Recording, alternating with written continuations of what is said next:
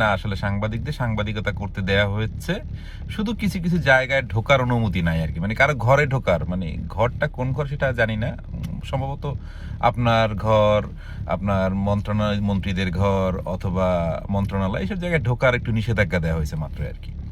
খুব ভালো কথা। তারা তো সাংবাদিকতা করবে, কিভাবে করবে সেটা আপনি বললেন।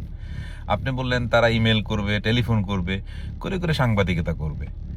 তার মানে হয়েছে যে নিজ ঘরে বসে এগুলো করবে, মানে ওই যারা বাইরে থেকে করে, মনে করেন এখন ঘরের মধ্যে বসে কনক সারোয়ার হবে, ঘরের মধ্যে বসে শাহেদ আলম হবে, ঘরের মধ্যে বসে তাসনিম খালিল হবে।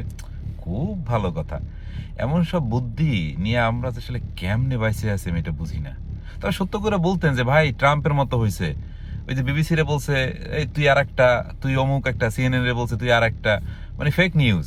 তা আপনি ফেক নিউজ বন্ধ করতে চাইছেন, এটা বলেন যে আসলে ফেক নিউজদের বন্ধ করার জন্য আর আমার মতাদর্শে যারা আছে